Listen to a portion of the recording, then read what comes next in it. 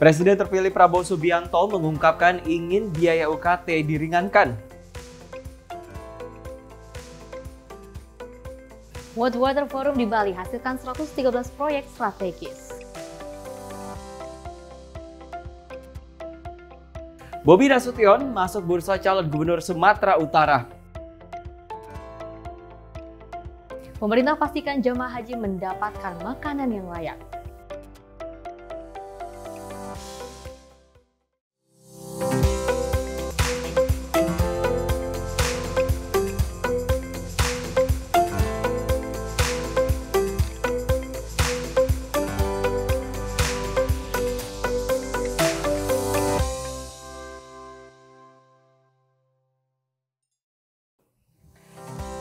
Halo. Selamat pagi pemirsa Simpo TV dan juga selamat pagi Wira. Selamat pagi Festi, gimana kabarnya hari ini? Alhamdulillah baik, mudah-mudahan dimanapun pemirsa di rumah semoga dalam keadaan yang sehat walafiat seperti itu. Dan ketabahan juga makin sehat karena hari ini kan masih bisa dikatakan adalah libur panjang ya. Betul, kemarin ada Waisak, sekarang ini mungkin ada yang sebagian cuti bersama juga seperti itu. Dan mudah-mudahan hari ada juga dipenuhi dengan semangat ya. Mudah-mudahan juga Anda yang mungkin sekarang lagi sakit ini bisa lekas sembuh. Betul banget. Dan Wira ini libur panjang mau kemana nih kira-kira? Libur panjang yang jelas setelah kita liputan, setelah kita live, pengennya sih belanja ya, pengennya jalan-jalan. Kemudian kita juga dapat libur panjang ya, tapi kayaknya nggak mungkin deh. belum. Ntar akhir bulan aku mau liburan nih rencananya. Kalau Festi? Ya nanti aja lah. Tunggu tanggal mainnya ya. Tunggu tanggal mainnya karena kemarin nggak jadi berangkat ke Thailand kan ya. Ya udahlah ya, nggak apa-apa. Tapi yang jelas kita punya banyak banget informasi yang mudah-mudahan bisa bermanfaat untuk Anda. Seperti diantaranya adalah statement Prabowo yang menginginkan agar UKT-nya ada penyesuaian. Betul. Kalau bisa sih digratiskan. Amin. Amin dong, kan mempermudah semuanya ya nggak serius. Tapi pertanyaan saya cuma satu, kenapa kok baru sekarang digratisinnya? Kemarin-kemarin pada saat aku Tapi kuliah ini kemana, baru masih gitu dipertimbangkan loh. Gitu. Iya. Belum diketok palu apakah ini akan digratiskan atau bahkan diringankan. Ini baru saja usulan, tapi mudah-mudahan usulan ini bisa didengar dan itu dilaksanakan seperti itu. Ya, dan kita juga masih punya banyak sekali berita-berita update yang mudah-mudahan bisa membuat Anda pagi hari ini lebih semangat lagi. Saya Wira Ananta. Dan saya Festi Rahmadi. Ini dia Menyapa Pagi Simpo TV selengkapnya. Yes.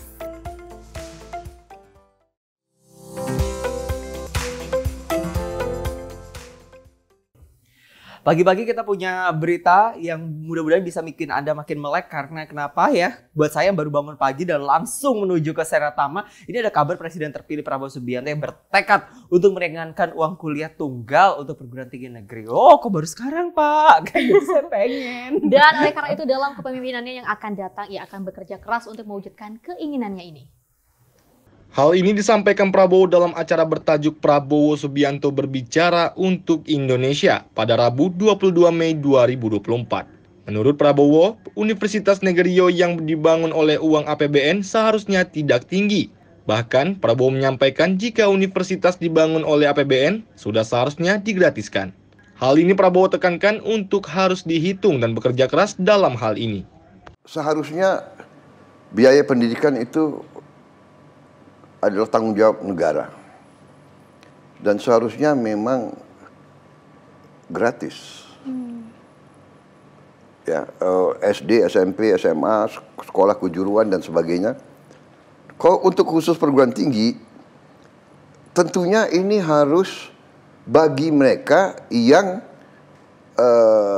lulus ujian akademis untuk masuk perguruan tinggi, ya kan? Nah, itu menurut saya harus tidak boleh ini terutama di universitas negeri yang dibangun oleh uang rakyat, uang APBN itu tidak boleh biayanya tinggi.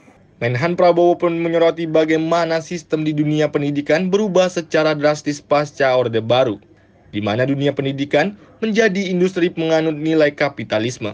Tidak semua dapat menjadi market di tengah public goods, suatu kewajiban bagi suatu negara. Dengan adanya perubahan zaman dan negara yang terus berkembang, Prabowo menyampaikan bahwa pemerintah harus mencari cara dalam meningkatkan perbaikan pada dunia pendidikan. Salah satunya dengan program yang diharapkan dapat membantu dan menambah penghasilan negara, yang signifikan dengan cara hilirisasi industri yang selama ini telah dilaksanakan oleh Presiden Republik Indonesia Joko Widodo. Hal ini harus dilakukan untuk menambah nilai tambah serta memperbaiki dunia pendidikan di negara ini. Dari Jakarta, tim Sinpo TV melaporkan.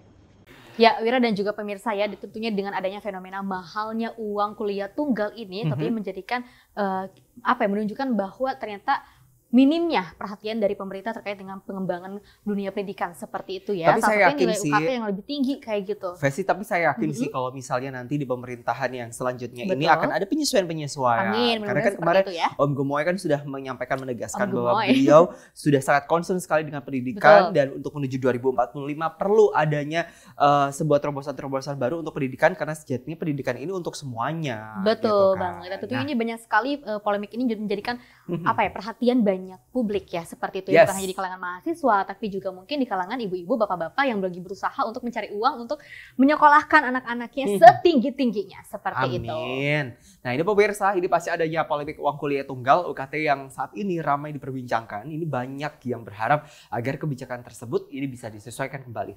Dan pengamat menilai perlu adanya penyesuaian kebijakan yang lebih berfokus kepada seluruh mahasiswa. Dan berikut wawancara jurnalis Sinpo TV Vesti Rahmadi yang kami rekam sebelumnya. Baik pemirsa, dengan adanya fenomena mahalnya uang kuliah tunggal, tentunya menunjukkan minimnya perhatian dari pemerintah terkait dengan pengembangan pendidikan di Indonesia saat ini. Bahkan banyak sekali polemik-polemik mengenai pendidikan di Indonesia saat ini, sehingga banyak sekali untuk mahasiswa melakukan unjuk rasa. Untuk membahasnya lebih dalam telah bergabung bersama kami pengamat pendidikan, yaitu Bapak Ica Ansori. Halo Pak, apa kabar? Halo, selamat sore. Kabar baik, Mbak. Oke Pak. Pak, sebelumnya terima kasih banyak telah berkenan untuk bergabung bersama kami dalam Sinpo TV untuk berbincang terkait dengan uang kuliah tunggal yang saat ini dinyatakan fenomena mahalnya UKT pada saat ini. Pandangan Pak Isa seperti apa, Pak? Iya, jadi gini, menurut saya tugasnya satu. Dan salah satunya adalah mencerdaskan kehidupan bangsa. Betul. Jadi amanat konstitusi ketika bangsa ini dimerdekakan, itu salah satu tugasnya adalah mencerdaskan. Salah satu proses mencerdaskan itu adalah melalui pendidikan. Betul. Kalau itu menjadi amanah konstitusi, diharapkan negara menyediakan infrastruktur maupun pembiayaan untuk itu semuanya. Fasilitas seperti itu ya. Tujuan mencerdaskan itu akan tercapai. Kalau bangsa yang cerdas ya, karena bangsa yang cerdas akan bisa melanjutkan keberlangsungan bangsa ini. Nah, kemudian tidak semua masyarakat Indonesia itu punya kemampuan untuk menjangkau pendidikan, baik itu akses infrastrukturnya maupun tentang biayanya. Nah, dalam konteks misalkan bangsa ini mau maju, ya kan, tentu pendidikan berkualitas dibutuhkan. Nah, sayangnya dengan adanya UKT ini kemudian terjadi apa yang disebut dengan liberalisasi pendidikan dan komersialisasi, sehingga kemudian ada anggapan bahwa yang kaya itu bisa menjangkau yang miskin dilarang sekolah. Sehingga bagi saya menjadi penting mengatakan bahwa komersialisasi, liberalisasi pendidikan melalui yang dibungkus dengan uang kuliah tunggal yang kemudian membuat kawan-kawan mahasiswa menjadi kesulitan, saya kira ini termasuk pelanggaran terhadap konstitusi. Oke, Pak Ansori, tadi kan Bapak menyebutkan bahwa jika amanat konstitusi ini mengatakan untuk mencerdaskan bangsa, otomatis dari pemerintah juga harus bisa memfasilitasi salah satunya dengan pendidikan seperti itu. Lalu bagaimana caranya agar dalam APBN ini bisa ideal dan bisa sesuai dengan skala prioritas? Iya, menurut saya begini, konstitusi kan sudah mengamanatkan juga 20% anggaran itu untuk pendidikan. Nah, kemudian terlebih lagi banyak perguruan tinggi kita itu kan sudah termasuk menjadi badan hukum, ya kan, yang mereka punya kesempatan untuk menggali dana dari sumber-sumber lain selain dari mahasiswa. Nah, persoalannya kemudian apakah kawan-kawan dari perguruan tinggi itu mampu menjangkau itu? Saya kira banyak kawan-kawan dari perguruan tinggi yang juga bisa menjangkau itu. Misalkan di Universitas Erlangga ya kan, sampai hari ini UKT tidak naik. Dan kalau boleh tahu misalnya begini, sumber pendanaan itu sebagian besar dari mahasiswa, kemudian sebagian yang lain mereka mencari pendanaan, sumber-sumber dana yang dari hibah dan sebagainya. Nah, menurut saya sudah saatnya sebagai badan hukum kampus dan perguruan tinggi itu mencoba menjual sesuatu yang menjadi produknya, yang itu bisa menghasilkan sumber pendanaan dan itu bisa meringankan mahasiswa, karena ini bagian dari tugas konstitusi yang setiap pendidikan harus bisa melayani dan memberikan layanan yang baik dan bermutu. Oke, memang sudah seharusnya melakukan pelayanan yang terbaik khususnya di dunia pendidikan seperti itu ya. Pak, terkait dengan pemaparan dari Prabowo Subianto pada saat wawancara eksklusif, di salah satu bertajuk, Prabowo untuk Rakyat seperti itu ya, mengatakan bahwa sudah seharusnya ketika, khususnya universitas pendidikan tinggi, apabila dibangun oleh uang pemerintah, itu sudah seharusnya digratiskan atau harus diminimkan, diringankan seperti itu. Menurut pandangan Pak Isa Ansor ini apakah setuju dengan pemaparannya beliau atau seperti apa? Iya, memang sudah seharusnya bagian dari amanah konstitusi kan, karena punya tugas mencerdaskan. Oke. Ketika tugas itu dijalankan, ada persoalan di masyarakatnya. Nah, negara harus hadir dalam konteks tujuan mencerdaskan itu tercapai. Apa yang harus dilakukan oleh negara? Mengeluarkan biaya untuk itu. Setidaknya kalau tidak bisa menggratiskan, maka meringankan.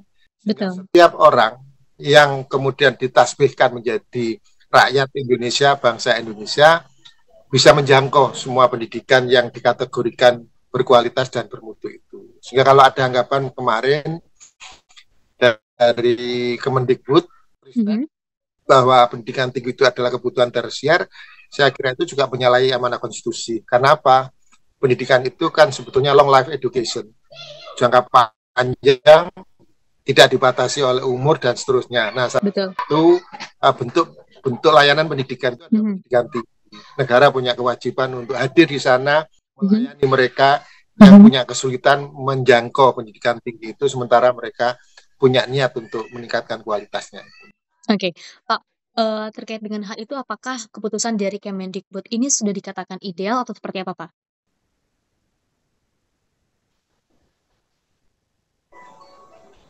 Menurut saya itu tadi, bahwa apa yang dilakukan oleh Kemendikbud dengan membebani mahasiswa lewat UKT, menurut saya itu pelanggaran terhadap konstitusi. Karena amanah konstitusi mencerdaskan dan rakyat itu didorong untuk berkualitas. Nah, rakyat sudah punya niat, lalu negara mesti harus hadir membantu niat itu supaya terwujud. Nah, dalam konteks sekarang itu kan niat masyarakat ada, justru kemudian negara menghalangi dengan UKT yang tinggi. Oke, Pak, lalu langkah apa sih Pak yang seharusnya dilakukan pemerintah dalam, pemerataan pendidikan ini gitu Pak, ya kan kita lihat masih banyak sekali polemik dan juga pertanyaan apa kira-kira yang menjadi akhirnya uang UKT ini harus dinaikkan seperti itu. Padahal mungkin untuk universitas negeri khususnya itu kan dibangun oleh, uang pemerintah seperti itu, sudah masuk dalam anggaran APBN. Iya, menurut saya begini, filosofi pendidikan kita yang masih harus dirubah. Filosofi pendidikan kita itu kan base-nya bukan kemanusiaan, ya kan, bukan kebutuhan, tetapi lebih banyak untuk memenuhi kebutuhan industri, ya kan. Nah, menurut saya karena lebih banyak memenuhi kebutuhan industri, maka di sana akan ada standarisasi. Nah, standarisasi itu mahal, kan, karena base-nya adalah kepentingan orang lain. Nah, lalu kampus mencoba memenuhi itu.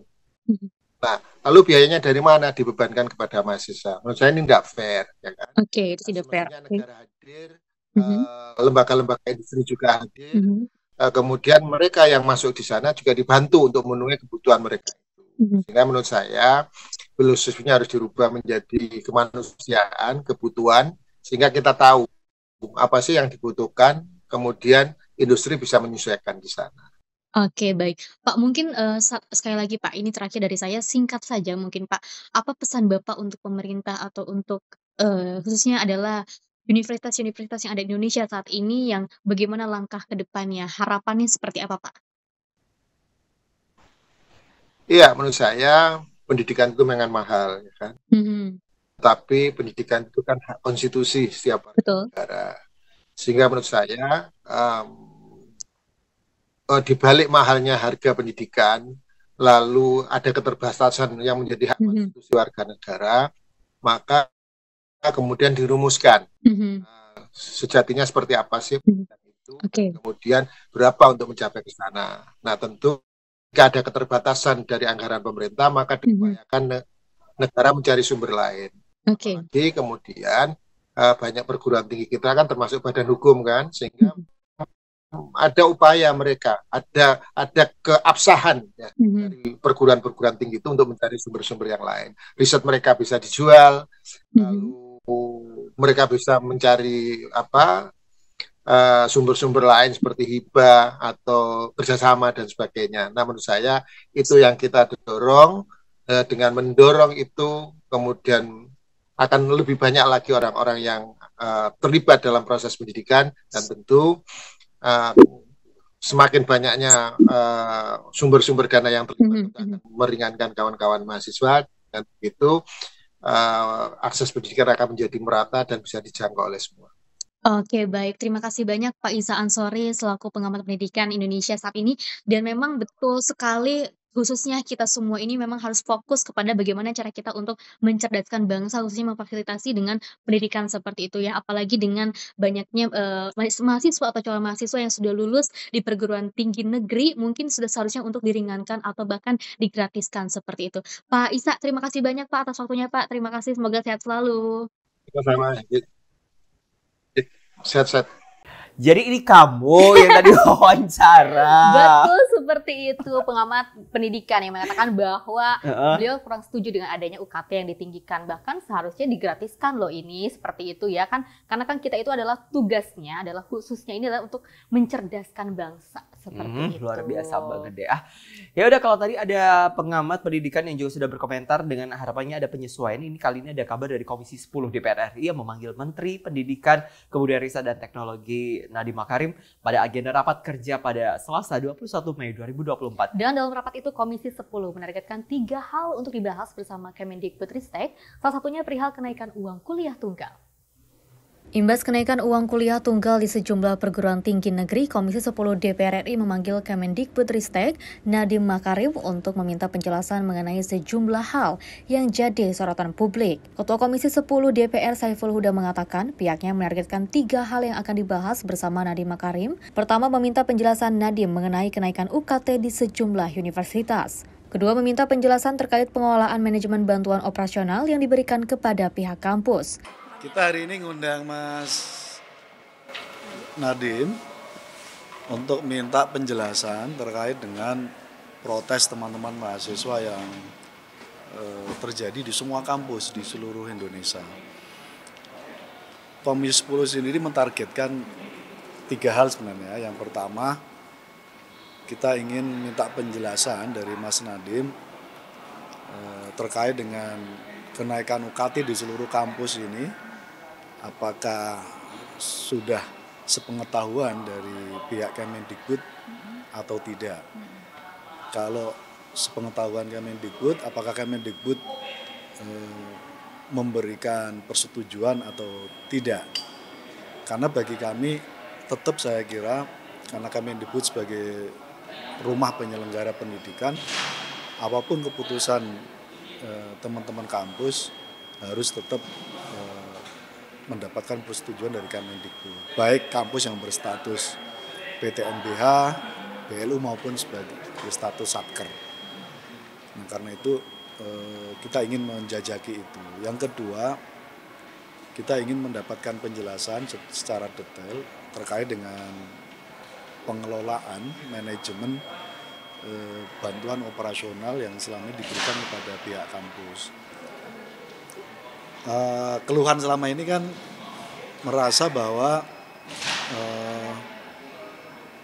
dana operasional yang diberikan kampus masih sangat kurang. Nah, pertanyaannya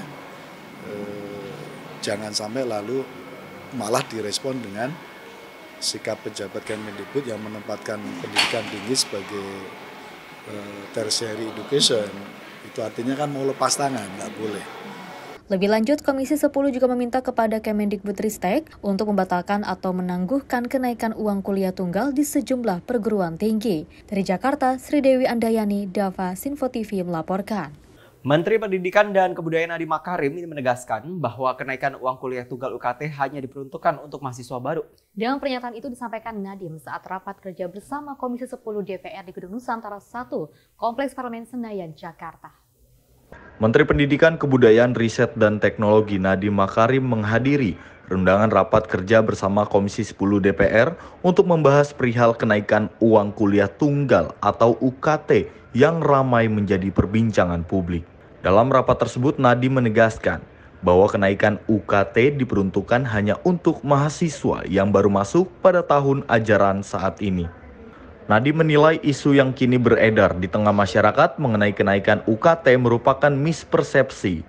Tanya itu, Nadiem juga menegaskan bahwa kenaikan UKT hanya akan dikenakan kepada kelompok mahasiswa dari keluarga yang mampu. Karena itu kami sangat setuju dan karena itu kami akan turun ke lapangan, kami akan mengevaluasi kembali kenaikan-kenaikan yang tidak wajar. Itu yang akan pertama kami evaluasi. Kedua, kami akan memastikan bahwa proses appeal atau naik banding bagi mahasiswa yang mungkin merasa mereka tidak di dalam tangga UKT yang tepat itu terlaksana dengan baik. Ketiga, untuk melindungi mahasiswa-mahasiswa yang ingin menyuarakan pendapatnya secara tertib, untuk melindungi mereka dari misalnya tadi ancaman baik dari dilaporkan ke polisi atau kehilangan atau diancam kehilangan KIPK-nya, itu akan menjadi tanggung jawab kami untuk memastikan bahwa itu tidak terjadi. Ini adalah hak mahasiswa untuk protes, untuk mengkritik, dan juga untuk datang ke DPR untuk bisa ataupun ke kementerian untuk bisa menyuarakan pendapatnya. Dari Jakarta, Sri Dewi Davarsiano, Sinpo TV melaporkan.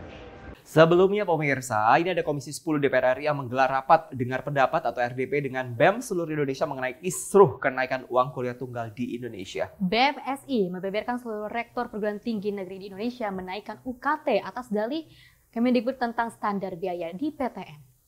DPR RI melalui Komisi 10 menggelar rapat dengar pendapat umum dengan BEM SI untuk mendengar aspirasi terkait kenaikan UKT saat ini. Polemik kenaikan UKT terjadi hampir di seluruh perguruan tinggi di Indonesia. Pasalnya, kenaikan ini dipicu oleh kebijakan para rektor yang mengacu pada Peraturan Menteri Pendidikan, Kebudayaan, Riset, dan Teknologi Nomor 2 Tahun 2004 tentang Standar Biaya Operasional Pendidikan Tinggi. Komisi 10 DPR RI akan membentuk panitia kerja untuk meninjau ulang dan memanggil Menteri Pendidikan, Kebudayaan, Riset, dan Teknologi Nadiem Makarim untuk menuntaskan polemik ini agar tidak berkepanjangan. Komisi 10 juga mengatakan berbagai persoalan harus dituntaskan selain UKT dalam ranah PTN dan PTS. Hal itu dapat dibahas dengan panjang yang sudah dibentuk. Termasuk ini kebetulan juga ada yang mewakili perguruan tinggi swasta. Jadi perguruan tinggi negeri maupun swasta. Jadi saya kira begitu. Dan secara ini yang dalam waktu dekat tadi kami akan mengundang raker dengan Menteri Pendidikan tentu karena sudah didok jadwalnya nanti mungkin dikirimkan kapan. Tapi tadi memang rekomendasi terakhir tentang panja sudah dibentuk dan bahkan pimpinan dan anggotanya juga sudah ditentukan, sudah mulai akan kerja. Masa sidang ini. Cuman mungkin tadi disampaikan oleh Kang Deddy Yusuf, ini mungkin waktunya panjang, sehingga kalau ada masukan-masukan yang tidak hanya UKT dan IP, boleh. Tapi lewatnya panja. Saya kira begitu. Regulasi ini ditetapkan usai para mahasiswa diterima kampus PTN. Pihak BEM menuntut kebijakan tersebut karena memberatkan mahasiswa lantaran mereka berasal dari berbagai latar sosial yang berbeda. Dari Jakarta, tim redaksi Sinpo TV melaporkan. Ya, tentunya dengan adanya biaya UKT yang sangat tinggi, ini banyak sekali yang berspekulasi seperti ya. Salah satunya dari Menteri Pertahanan Prabowo Subianto yang nantinya akan terpilih menjadi Presiden 2024 hingga 2029 yang mengatakan bahwa sebetulnya kalau misalnya sekolah yang dibangun oleh uang pemerintah itu seharusnya harus digratiskan atau harus diringankan seperti itu, apalagi mahasiswa yang sudah lulus di perguruan negeri seperti itu. Tapi Nadiem Makarim juga mengatakan bahwa ini sebenarnya tidak akan berdampak kepada mahasiswa yang lain, tapi ini hanya akan berdampak ke mahasiswa baru. Tapi gimana nih Wira pendapatnya? No comment sih. Tapi yang jelas saya berharap sekali semoga peraturan ini bukan hanya sekedar wacana.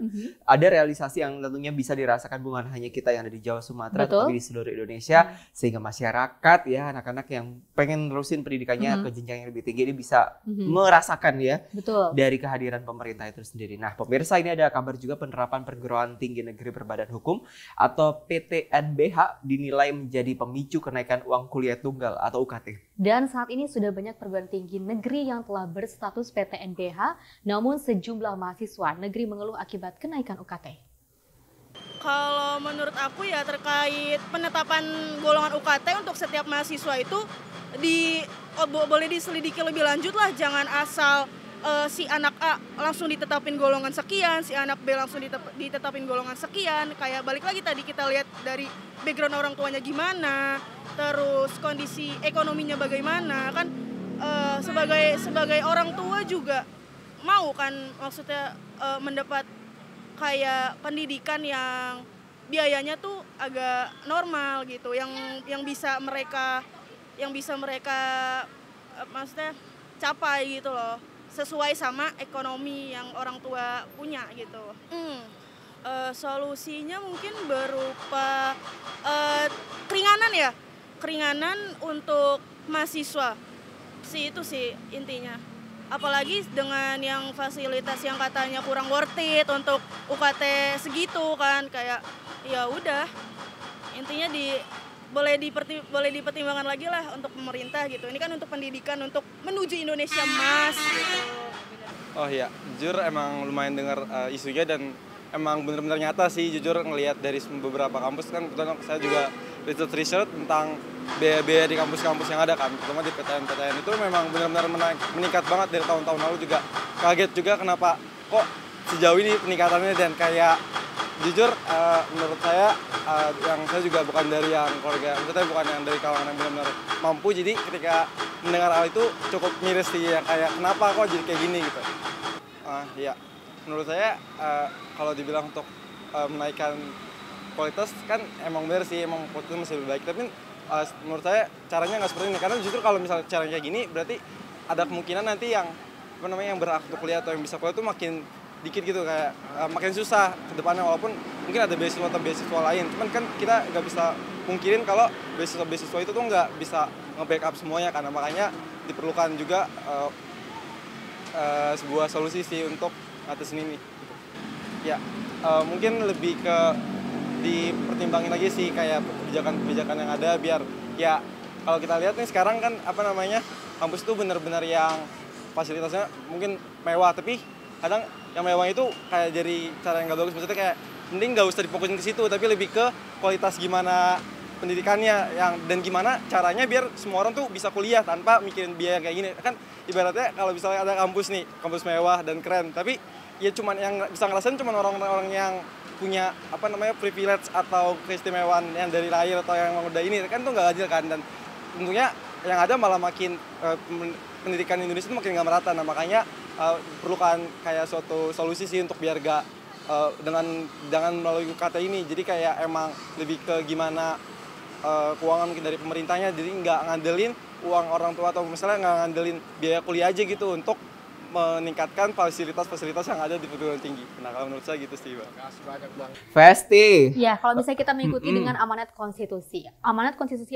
ini adalah untuk mencerdaskan bangsa Indonesia, seperti itu. Kalau misalnya anak-anaknya ini udah cerdas, tapi mereka kesulitan dalam segi ekonomi, harusnya kan dari pemerintah sendiri memfasilitasi pendidikan yang baik untuk anak-anak generasi yang selanjutnya. Nah ini mungkin juga akan menjadi tugas dari presiden terpilih berikutnya, supaya nantinya akan ada langkah-langkah konkret ya. Betul. Semua yang bagus-bagus dari presiden sebelumnya kita ambil di putaran kali ini, dan semoga saja presiden terpilih Prabowo Subianto dan juga Gibran ini nantinya juga bisa mengembangkan aturan ini jauh lebih baik lagi, lebih masif lagi, dan lebih luas ringan lagi lah ya. Itu yang paling penting. Oke, pemirsa, sejumlah informasi dan berita lainnya ya Festi kita akan masih hadirkan, tetap bersama kami di Menyapa Pagi Simpo TV.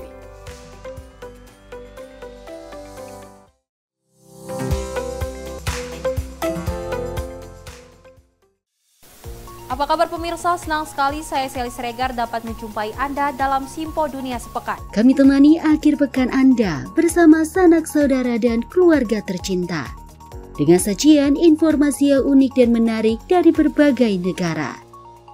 Pastinya kami akan memberikan berita yang unik dan menarik yang kami rangkum dalam Simpo Dunia Sepekan. Jangan lewatkan Simpo Dunia Sepekan setiap Sabtu dan Minggu hanya di Simpo TV.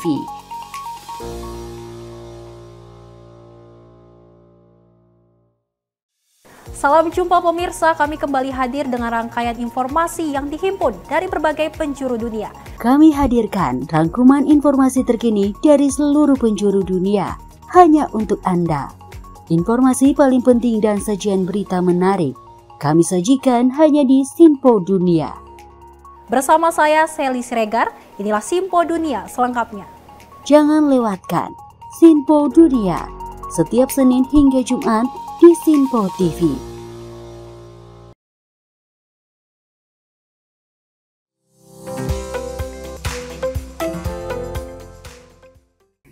Terima kasih Anda masih menyaksikan Menyapa Pagi Simpo TV. Selamat pagi bagi Anda yang baru saja bergabung bersama kami. Semoga Anda selalu juga dalam kondisi yang sehat ya. Pemirsa, ini ada kabar dari Bali Street Carnival 2024 yang resmi dibuka oleh Menteri Pariwisata dan Ekonomi Kreatif Sandiaga Salahuddin Uno. Dan Bali Street Carnival 2024 ini menjadi side event dari WWF ke-10 agar para delegasi lebih mengenal budaya Bali. Secara resmi, Bali Street Carnival 2024 resmi dibuka oleh Menteri Pariwisata dan Ekonomi Kreatif Sandiaga Uno di Bali. Pagelaran ini menjadi salah satu daya tarik dan arahan dari Presiden Jokowi agar delegasi lebih mengenal dalam budaya Bali. Pagelaran ini juga merupakan kolaborasi antara Menparekraf bersama dengan Kementerian PUPR dan pemerintah Provinsi Bali. Ini bagian daripada arahan Bapak Presiden agar peserta World Water Forum ini juga lebih mengenal budaya Bali. Tadi Bali Street Carnival ini menampilkan budaya Bali secara keseluruhan yang tampilkan sangat apik oleh 6 sanggar seni. Sebanyak 6 sanggar seni dan sekitar 1.200 seniman turut terlibat memeriahkan pawai untuk memperlihatkan budaya Bali serta penampilan ekonomi kreatif Indonesia. WWF ke-10 yang digelar di Bali turut menjadi ajang promosi kekayaan budaya, pariwisata, dan ekonomi kreatif Indonesia. Dari Jakarta, tim redaksi Simpo TV melaporkan. Ya, aku setuju banget Wira dengan adanya acara Street Carnival di Bali ini tentunya untuk memperlihatkan betapa kayaknya budaya-budaya yang ada di Indonesia, khususnya adalah di Bali seperti itu. Untuk memperkenalkan para delegasi-delegasi yang hadir ke acara WWF ke-10 di Bali.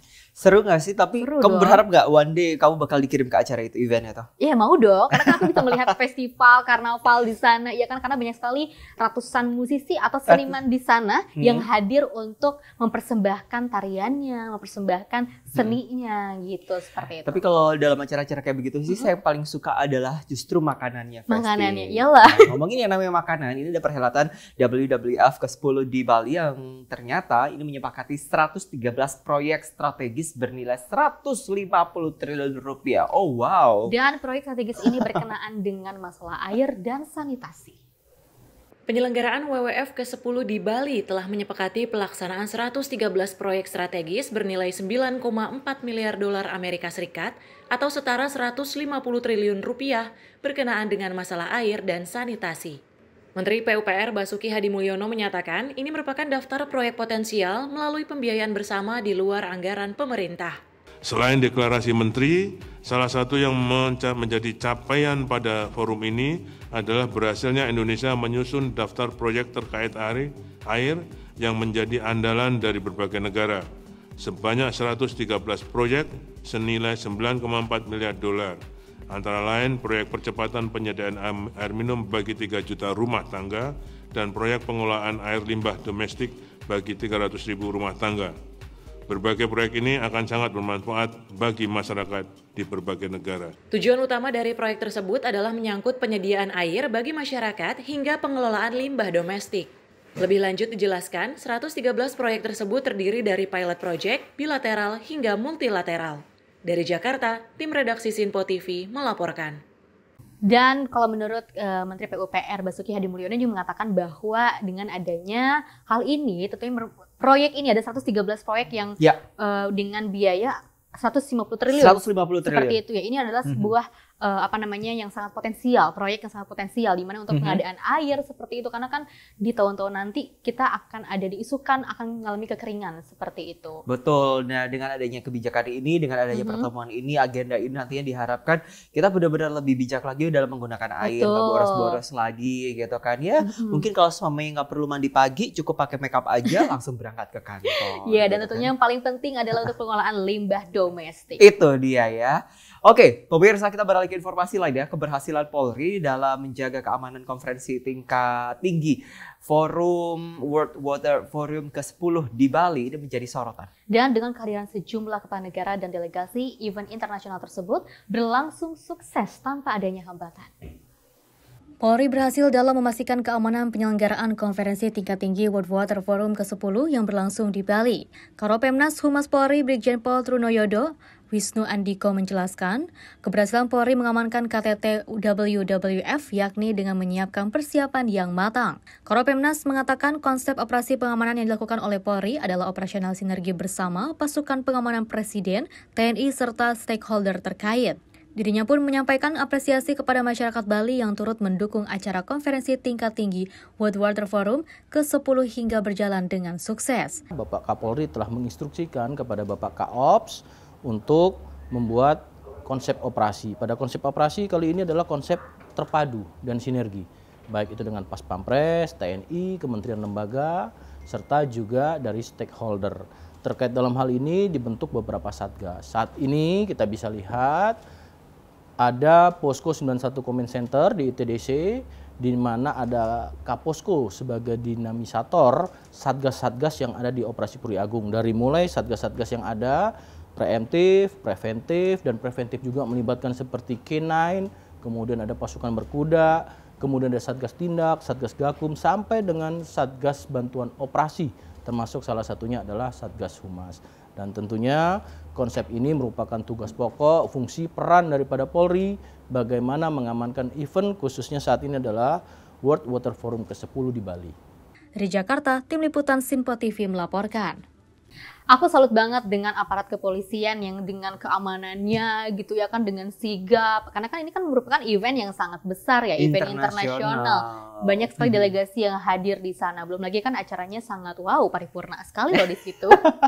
Dan kita berharap sekali lagi ya, Indonesia ini bukan hanya dikenal dengan keindahannya, tetapi juga dikenal sebagai salah satu negara di Asia Tenggara yang cukup aman, tertib seperti itu. Dan kita siap untuk menjadi host country dari event-event internasional. Promosi. Oke.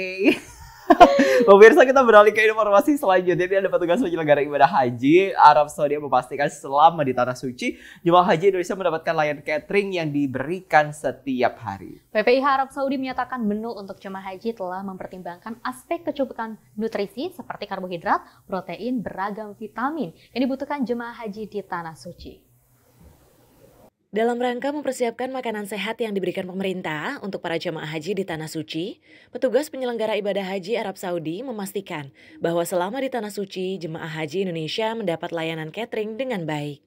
Anggota Media Center Haji Widi Dwinanda sampaikan, selama di Tanah Suci, jemaah mendapatkan makanan sebanyak 3 kali sehari, yaitu makan pagi, makan siang, dan makan malam. Selama di Tanah Suci, jemaah haji Indonesia mendapatkan makan sebanyak 3 kali sehari, yaitu makan pagi, siang, dan malam. Secara keseluruhan, selama di Madinah, jemaah mendapatkan makan sebanyak 27 kali maksimal dan di Mekah sebanyak 84 kali. Dan selama berada di Armuzna, jemaah mendapatkan 15 kali makan ditambah 1 snack berat untuk di Musdalifah. Ada 57 dapur di Mekah dan 21 dapur di Madinah yang menyediakan catering bagi jemaah haji Indonesia. Untuk menghadirkan cita rasa Nusantara, bumbu yang digunakan berasal dari produk bumbu Indonesia. Tahun ini sudah lebih 70 ton bumbu yang didatangkan dari Indonesia, di mana total kebutuhan lebih dari 200 ton. Untuk pemenuhan kebutuhan bumbu tersebut, pemerintah melibatkan UMKM. Setidaknya ada 8 jenis bumbu yang didatangkan dari Indonesia, yaitu rendang, gulai, nasi kuning, nasi uduk, semur, sambal goreng, bumbu merah, dan bumbu dasar kuning. Selain itu, juru masak atau chef juga berasal dari Indonesia. Menu makanan yang diberikan kepada jemaah bervariasi setiap harinya dengan menu cita rasa Nusantara. Petugas penyelenggara ibadah haji atau PPIH Arab Saudi memastikan bahwa menu untuk jemaah haji telah mempertimbangkan aspek kecukupan nutrisi seperti karbohidrat, protein, beragam vitamin dan lainnya yang dibutuhkan jemaah haji di Tanah Suci. Untuk menjaga kehangatan masakan hingga sampai ke jemaah, makanan tersebut dimasukkan ke food warmer lalu didistribusikan ke hotel-hotel jemaah tempat menginap sebelum waktu makan tiba. Hingga saat ini, jemaah haji yang sudah tiba melalui Bandara Amir Muhammad bin Abdul Aziz Madinah berjumlah 72.481 orang yang terbagi dalam 184 kelompok terbang. Hari ini, jamaah haji yang diberangkatkan dari Madinah ke Makkah Al-Mukarramah untuk melaksanakan umrah wajib sebanyak 7.795 orang. Mereka tergabung dalam 20 kelompok terbang. Dari Jakarta, tim redaksi Sinpo TV melaporkan. Ini bagus banget ya, berarti ternyata dari Humas Hajinya juga telah mempersiapkan persiapan haji dengan makanan yang tercukupi proteinnya, seperti itu ya kan. Semuanya juga mudah-mudahan disesuaikan dengan misalnya dari usia seperti itu. Karena kan banyak sekali jemaah haji mungkin yang belum dengan kondisi yang prima seperti itu. Kenapa usia dan primanya selalu nengok ke saya, Festi? Cuma ini pertanyaan saya satu juga, emang sebelum-sebelumnya apakah ada kabar tentang gizi yang tidak seimbang seperti itu sampai pada akhirnya berita ini mencuat? Ya mudah-mudahan saja kalaupun memang seperti itu ya mudah-mudahan ini bentuk dari kepedulian, perbaikan dari sistem haji kita yang memang bisa dikatakan Indonesia ini adalah sebagai negara yang juga mayoritas muslim dan paling besar jumlahnya di dunia. Dan mudah-mudahan jemaah haji yang berangkat langsung itu bisa dengan ibadah yang sangat khusyuk dan juga sehat kita. Oke pemirsa, kami juga masih menghadirkan berbagai informasi lainnya seperti update-update dari kasus Vina dan juga kecelakaan yang terjadi di berbagai daerah di Indonesia. Tetaplah bersama kami di Menyapa Pagi Sinpo TV.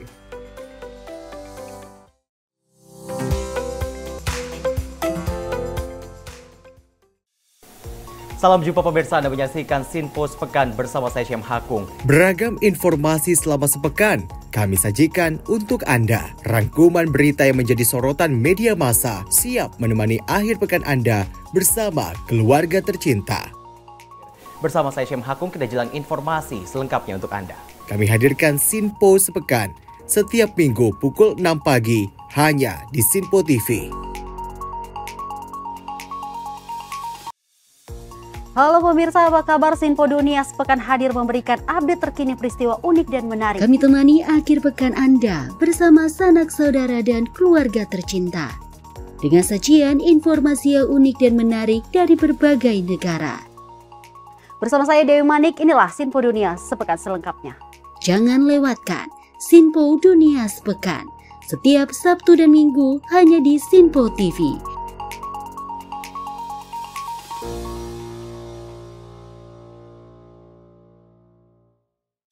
Halo, salam jumpa pemirsa. Kami kembali hadir dengan rangkaian informasi yang dihimpun dari berbagai penjuru dunia. Kami hadirkan rangkuman informasi terkini dari seluruh penjuru dunia hanya untuk Anda. Informasi paling penting dan sajian berita menarik kami sajikan hanya di Sinpo Dunia. Bersama saya Dewi Manik, inilah Sinpo Dunia selengkapnya untuk Anda. Jangan lewatkan Sinpo Dunia setiap Senin hingga Jumat di Sinpo TV.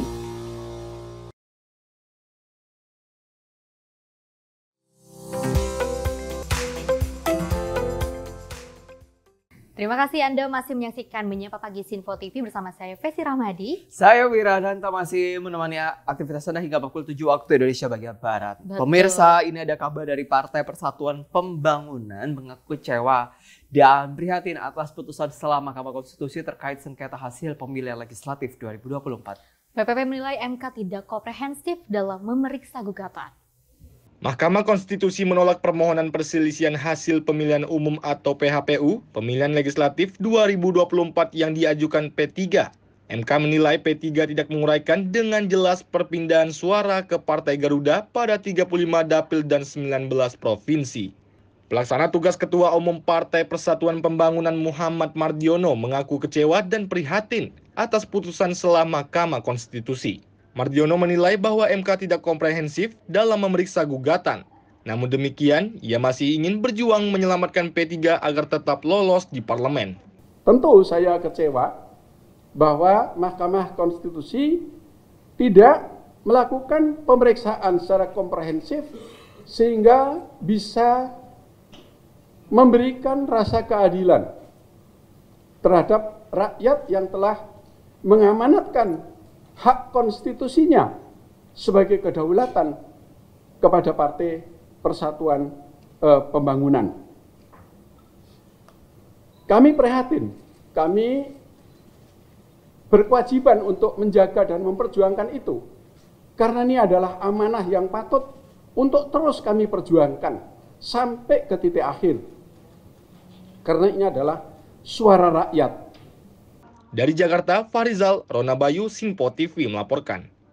Aduh, ini apa lagi ya? Mudah-mudahan semoga kisruh yang terjadi di antara P3 dan juga pihak-pihak terkait ini semoga bisa diselesaikan dengan baik. Yes. Karena kabar terakhir juga ini Festi, ini kabarnya Partai Persatuan Pembangunan P3 ini akan bertanggung jawab setelah gugatan perselisihan hasil pemilihan umum di Mahkamah Konstitusi ini ditolak oleh hakim. Dan hal itu mengakibatkan P3 tidak lolos ke parlemen pada hasil pemilu 2024, namun Mardiono mengungkapkan akan meneruskan pada proses hukum lainnya.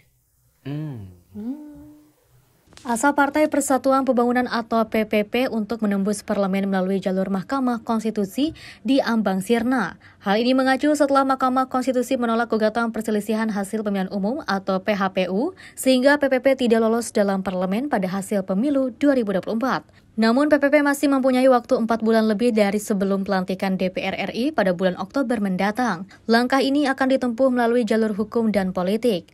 Yang pasti sekali lagi P3 akan bertanggung jawab secara penuh atas amanah yang diberikan oleh rakyat, atas amanah yang diberikan oleh konstituen, dan itu tidak kecil, jumlahnya mencapai 6 jutaan lebih, ya.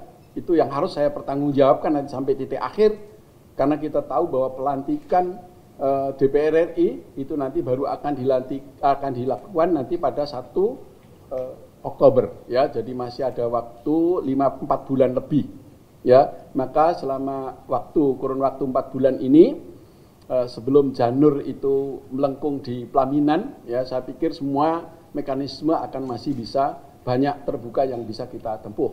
Nah, nanti banyak hal, mungkin ada cara-cara yang terus akan kita lakukan, sekali lagi baik secara politik maupun secara hukum. Dari Jakarta, Farizal, Rona Bayu, Sinpo TV melaporkan. Ya emang bisa ya Festi ya, kalau untuk mau melanjutkan lagi seperti itu. Ya mungkin kita lihat aja, menurut kamu, wait and see aja lah bagaimana nanti kabarnya kalau seperti Festi apa wait and see, saya mendoakan saja yang terbaik kan ya. Oke. Kita beralih ke informasi lainnya. Pemirsa, merespon putusan Mahkamah Konstitusi yang menolak gugatan PHPU Pileg 2024 terhadap P3 membuat pengamat politik buka suara. F. Riza menyatakan besar kemungkinan P3 bakal gabung ke pemerintahan mendatang untuk mengamankan kursi 2029 mendatang. P3 menyatakan menerima keputusan dari PHPU yang sudah diajukan dan ditolak oleh Mahkamah Konstitusi. Lalu apa yang terjadi? Kedepannya tentu P3 berharap apa yang selama ini mereka inginkan, apa yang selama ini mereka upayakan diterima oleh Presiden terpilih dan Wakil Presiden terpilih dalam pembentukan kabinet, yaitu Prabowo dan Gibran. Mengapa? Karena mereka berharap dengan berada di pemerintahan mereka bisa melakukan konsolidasi, mereka bisa memperkuat internalnya, dan tentunya mereka bisa berharap mereka nantinya 2029 mereka akan diperhitungkan kembali. Kalau tidak ada di pemerintahan, apa yang terjadi? Jelas bahwa P3 akan hilang, P3 akan tenggelam, P3 tidak ada hingar-bingarnya, dan tentu ini sangat tidak baik bagi P3 yang sudah terlempar di Senayan di satu sisi, dan yang kedua adalah bagi P3 ketika kepemimpinan Mardiono sedang banyak gugatan ataupun banyak ketidaksenangan karena terlemparnya P3 di Senayan, dan ternyata P3 malah tenggelam dalam hiruk-pikuk. Tidak ada P3 di dalam sebuah lingkup nasional, dan ini tentu sebuah presiden buruk. Makanya apa yang harus dilakukan oleh P3, tentunya yang dilakukan oleh P3 adalah bagaimana ia bergabung di pemerintahan. Ia menawarkan dirinya di pemerintahan meskipun ia dulunya adalah dari kabinet 03, itu yang pertama, dan yang kedua ia tidak berada di Senayan. Tapi panggung P3 untuk di nasional harus tetap ada. Itulah yang semestinya diperjuangkan oleh P3 kepada kubu Prabowo Gibran. Ya, Wira dan juga pemirsa dari P3 sendiri, ini meskipun banyak sekali gugatan dari beberapa perkara yang diajukan kepada MK, tapi banyak sekali yang ditolak oleh MK seperti itu. Tapi dengan kukuhnya dia, misalnya kukuhnya dia ya bahasanya ya, dia tidak, maksudnya beliau tidak akan pernah berhenti sampai di sini seperti itu. Dan Mariono juga sempat mengatakan, atau ketua DPP P3 ini mengatakan bahwa tidak akan berhenti di sini dan akan melanjutkan kepada proses hukum-hukum yang lainnya, karena beliau percaya akan terus melakukan aspirasi, menyampaikan aspirasi masyarakat di 2029 nanti. Iya, boleh lah ya. Pokoknya kalau memang belum bisa, mungkin ya rekonsiliasi adalah jawabannya ya, Festi ya. Betul, nanti kita undang di sini untuk menyapa pagi dan bincang spesial. Oke, pemirsa, Wali Kota Medan Bobi Nasution dipastikan akan maju sebagai bacagup dalam kontestasi politik Pilgub Sumatera Utara 2024. Dan hal ini dipastikan usai Ketua DPD Gerindra Sumut saat menyambut kedatangan dan rilisnya kartu tanda anggota Partai Gerindra Bobi Nasution. Selamat ya Pak Bobi. Bobi Nasution resmi menjadi kader Partai Gerindra usai mendaftarkan diri di kantor DPD Gerindra Sumut. Sebelumnya Bobi sempat diisukan akan merapat ke Partai Gerindra usai adanya isu konflik internal dengan PDI Perjuangan yang beredar beberapa waktu lalu. Sebelumnya diberitakan bahwa mantu Presiden Jokowi itu menyatakan dukungannya terhadap calon presiden nomor urut 2, Prabowo Subianto dan Gibran Rakabuming Raka dalam kontestasi Pilpres 2024 lalu. Saat itu Bobi pun menyerahkan kartu tanda anggota Partai PDIP dan kini beralih ke Partai Gerindra untuk melanjutkan programnya secara luas dan akan berencana maju di pemilihan Gubernur Sumatera Utara pada periode 2024 hingga 2029 November mendatang. Tim redaksi Simpo TV melaporkan. Ya pemirsa, Sekjen Partai Gerindra Ahmad Muzani mengatakan sejumlah nama ini masih terus dikaji, terus dikembangkan untuk maju di pemilihan Gubernur Sumatera Utara. Dan saat ditanya apakah mantu Presiden Jokowi akan diusung, Muzani menyebutkan nama Bobi Nasution merupakan salah satu nama yang dipertimbangkan.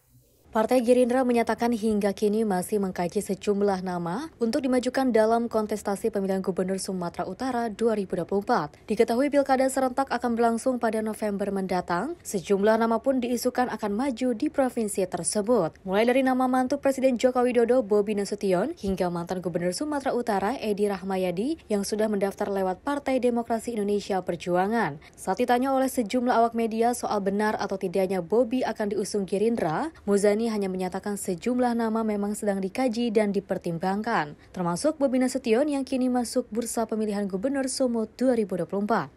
Sumut ada beberapa nama yang sedang dikaji, termasuk Bobi Nasution.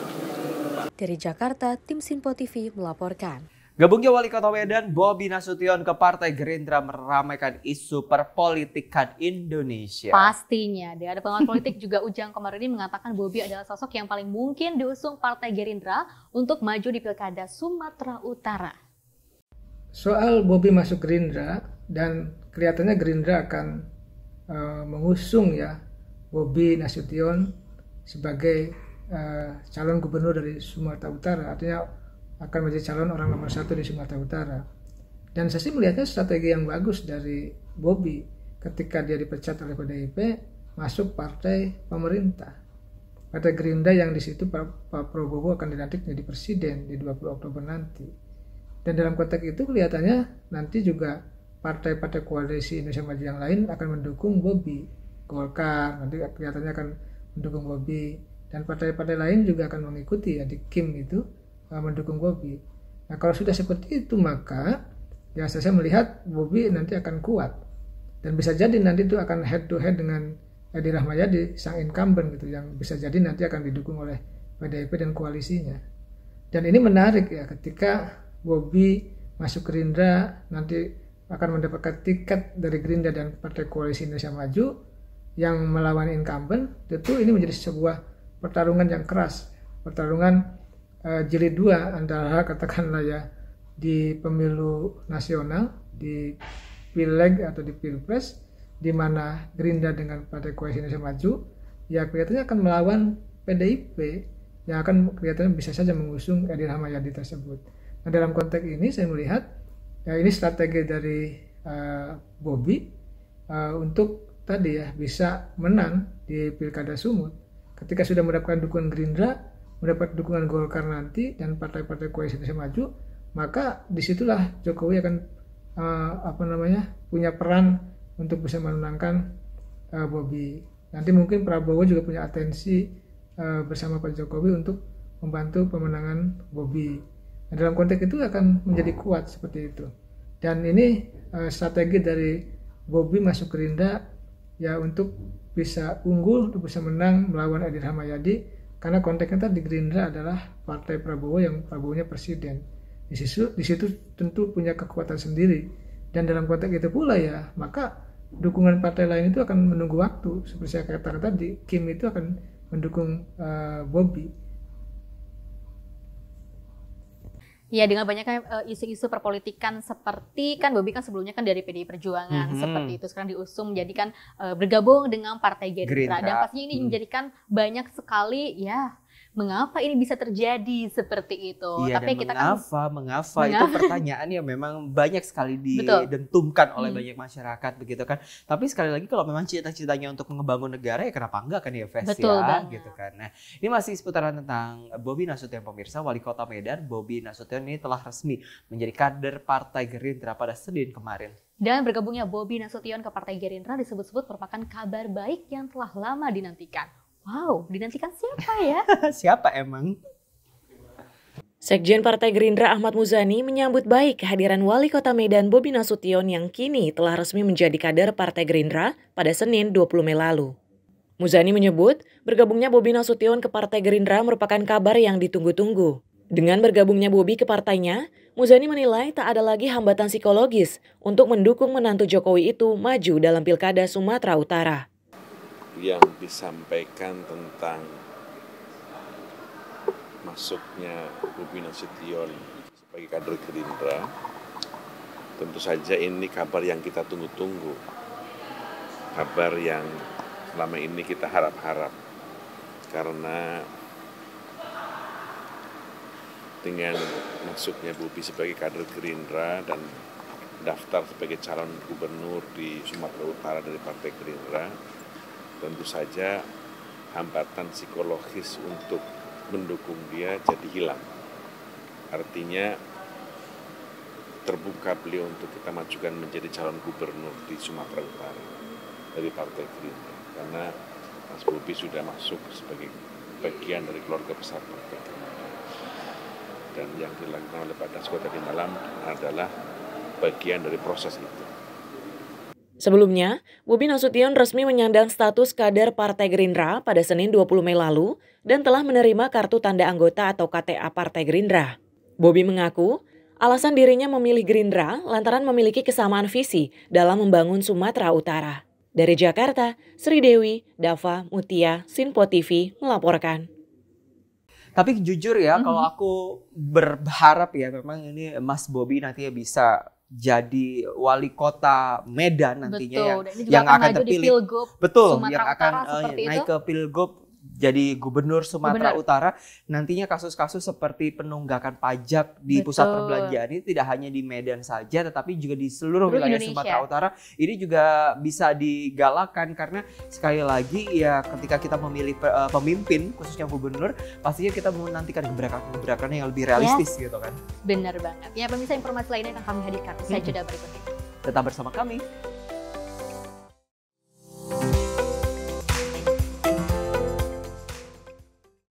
Menyapa Anda sebelum memulai hari dengan penuh semangat pagi.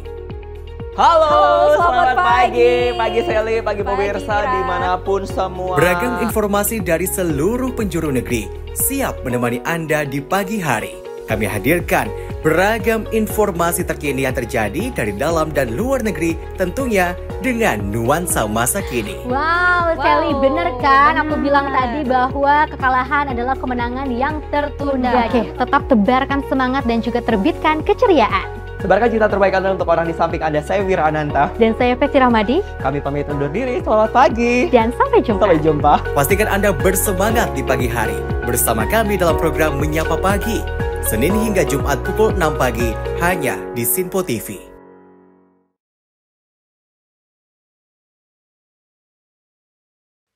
Halo, salam jumpa pemirsa. Senang sekali kita kembali hadir menjumpai Anda dalam Menyapa Malam ini. Rangkuman informasi berkualitas siap temani Anda di malam hari. Sajian berita teraktual yang menjadi pembicaraan kami hadirkan ke layar kaca. Laporan dari berbagai peristiwa kami sajikan ke ruang informasi Anda. Kami hadirkan topik yang jadi sorotan dengan nuansa kekinian. Bangga sekali ya melihat sepak bola Indonesia akhirnya seperti itu. Selain main di Qatar, Presiden juga ikut ya, para menteri. Tapi bukan di Qatar. Ya, di Gorontalo. Ini di Gorontalo pada saat meninjau panen raya seperti itu, panen raya jagung di Provinsi Gorontalo. Dan kita berharap kok peristiwa-peristiwa seperti ini jauh-jauh lah ya, benar kanan dia. Karena mengerikan Curanmor, terus kayak kejadian seperti tadi yang nggak kita duga, nggak kita sangka, yang kita jauh-jauhkan nih bisa saja menimpa gitu. Dan kita tetap harus berhati-hati pemirsa. Saya Andi Rezaldi, saya Chef Hakung. Terima kasih sudah menonton. Selamat malam dan sampai jumpa. Saksikan selalu Menyapa Malam setiap Senin sampai Jumat pukul 20.00 waktu Indonesia bagian Barat hanya di Sinpo TV.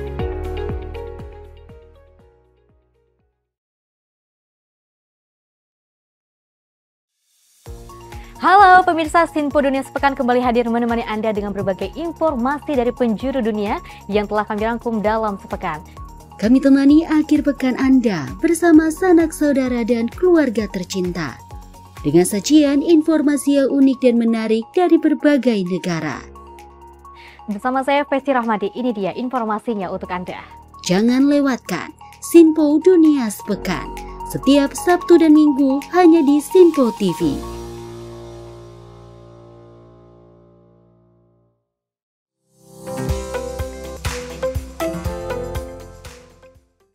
Terima kasih Anda masih menyaksikan Menyapa Pagi Sinpo TV.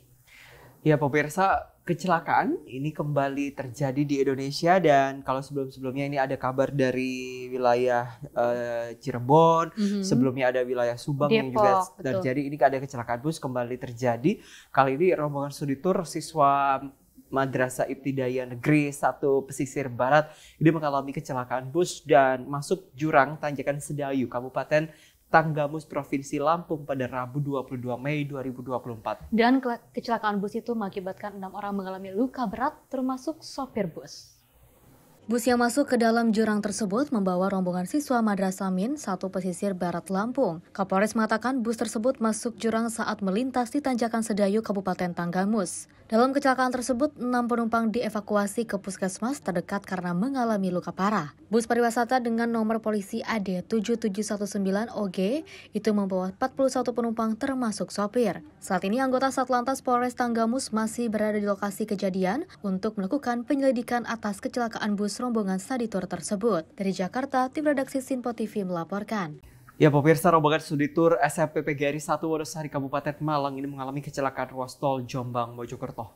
Dan akibat kecelakaan dikabarkan 2 orang tewas dan 15 orang mengalami luka-luka.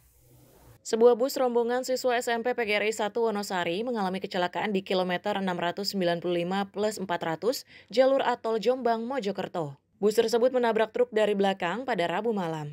Kecelakaan ini mengakibatkan 2 orang meninggal dunia, yakni kernet bus dan seorang guru, serta ada 15 penumpang bus mengalami luka-luka dan 33 penumpang lainnya selamat. Akibat kecelakaan, bus mengalami kerusakan parah di bagian depan, serta di bagian kiri pada bodi bus, bahkan nyaris tak berbentuk lagi akibat tabrakan dengan truk depan yang membawa muatan gerabah. Polda Jawa Timur menyatakan dugaan kecelakaan bus akibat sopir mengantuk usai mengantar rombongan wisatawan dari Jogja pulang ke Malang. Dari Jakarta, tim redaksi Sinpo TV melaporkan.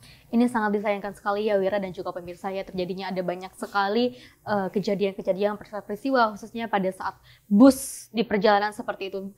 Kita memang dari minggu-minggu kemarin juga sudah ada pemberitaan tentang bus yang kecelakaan seperti itu, dan khususnya ini orang-orang yang sedang mengalami atau sedang berencana untuk study tour. Mungkin dengan adanya kejadian ini kita bisa lebih waspada lagi. Mungkin dengan adanya study tour kita bisa mengubah study tour ini menjadi hal-hal yang mungkin kita mengadakan acara di sekolah seperti itu ya. Mungkin ada alternatif lainnya gitu, karena kan saat ini masih sekali banyak sekali kejadian-kejadian yang memang ini sangat memprihatinkan gitu. Kemarin juga sempat ada ibu-ibu yang juga menceritakan tentang bagaimana harapannya, oke lah kalau misalnya nggak bisa studi tour keluar kota karena memang kondisi cuaca yang memang lagi kurang baik seperti itu, mungkin bisa lah ya studi tournya di kota, dalam kota saja. Begitu, karena juga banyak kok tempat wisata dan hotel yang juga disediakan dengan harga yang lebih terjangkau. Oke, pemirsa, ada kabar lain terkait hujan yang disertai hembusan angin kencang. Sebuah pohon setinggi 8 meter tumbang di Jalan Haji Lebar, Meruya Utara, Kembangan, Jakarta Barat pada Rabu sore. Dan akibat peristiwa tersebut, arus lalu lintas di lokasi hanya bisa dilalui sepeda motor. Sebuah pohon setinggi 8 meter ini menutup akses Jalan Haji Lebar, Meruya Utara, Kembangan, Jakarta Barat menuju Ciledug, Tangerang. Imbas dari tumbangnya pohon yang melintang dan menutup badan jalan ini, membuat arus lalu lintas di lokasi hanya bisa dilalui sepeda motor. Sejumlah petugas gabungan, yakni pemadam kebakaran sektor Kembangan, Pertamanan, dan PPSU, berjibaku melakukan evakuasi terhadap pohon berusia 10 tahun ini. Dengan menggunakan alat memotong gergaji mesin dan golok, pohon ini berhasil dievakuasi dalam waktu 30 menit. Menurut Satgas Pemadam Kebakaran Meruya Utara, Hendra Gunawan, pohon ini tumbang akibat hujan dan hembusan angin kencang yang disertai kondisi pohon yang lapuk termakan usia. Ya, pohon ini berjenis bernama pohon sepatu bea, dan tadi info laporan dari warga tumbang akibat hujan deras disertai angin kencang pada sore hari tadi. Dan untuk usia pohon ini berapa tahun, Dan? Untuk usianya menurut dari Pertamanan itu sekitar 10 tahunan. Kalau dilihat dari karakteristik pohonnya. Untuk ketinggian pohon ini berapa meter, Dan? Kalau ketinggiannya sekitar 7 sampai 8 meteran. Pada saat tumbang ada korban atau tidak, Dan? Alhamdulillah pada saat tumbang sempat menyangkut ke kabel listrik sehingga tidak sampai ke jalanan, sehingga tidak ada korban yang tertimpa pohon tersebut. Butuh berapa lama, Dan, untuk mengevakuasi pohon tumbang ini, Dan? Kita coba evakuasi tadi sekitar jam 5:30 dibantu dengan Pertamanan, PPSU, dan BPBD sekitar 30 menitan. Ada kendala dalam proses evakuasi pohon tumbang ini, Dan?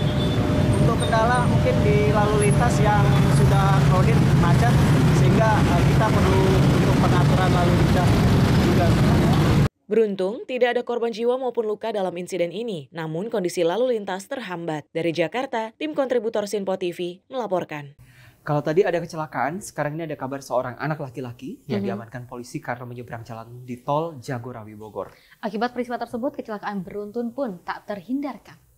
Peristiwa itu viral di media sosial. Dalam potongan rekaman yang beredar, seorang bocah berjalan dan menyeberang jalan di tol Jagorawi. Hal tersebut memicu terjadinya kecelakaan beruntun. Disebutkan bocah tersebut menyeberang di jalan tol yang menyebabkan beberapa pengendara melakukan rem mendadak yang memicu tabrakan beruntun. Peristiwa yang terjadi pada Selasa 21 Mei 2024 menyebabkan kerusakan pada beberapa kendaraan. Beruntung tidak ada korban jiwa dalam insiden tersebut. Pihak kepolisian langsung datang ke lokasi guna mengamankan anak tersebut. Dari Jakarta, tim redaksi Sinpo TV melaporkan. Ini jadi pertanyaan juga ya, kenapa kok bisa ada anak kecil nyebrang di jalan tol? Apa memang rumahnya daerah dekat tol seperti itu atau bagaimana begitu? Ini tentunya menjadi hal polemik juga nih di seluruh masyarakat ya. Ini mungkin pada dasarnya yang disalahkan adalah pasti orang tuanya. Kemana orang tuanya seperti itu? Pendampingannya di mana? Begitu kan? Begitu. Semoga ini jadi catatan untuk Anda lebih berhati-hati lagi. Kami menyampaikan informasi ini untuk membuat Anda jauh lebih awas dan lebih peduli lagi. Sebenarnya saya sedih banget sih, Wira ya. Karena kan di closing ini kita memberitakan berita-berita yang mungkin kurang menyenangkan. Dan mudah-mudahan meskipun ini berita yang kurang baik, tapi Anda yang menyaksikan kami dalam keadaan yang selalu baik. Ya, tetap lebih peduli, tetap lebih fokus dengan kondisi di sekitar Anda, terutama keluarga dan buah hati Anda. Pemirsa, tetap sebarkan semangat dan cinta terbaik untuk keluarga dan pasangan Anda. Dan tetap terbitkan keceriaan dan juga terus semangat. Saya Wirananta. Dan saya Festi Ramadi. Terima kasih dan sampai jumpa. Sampai jumpa. Selamat pagi.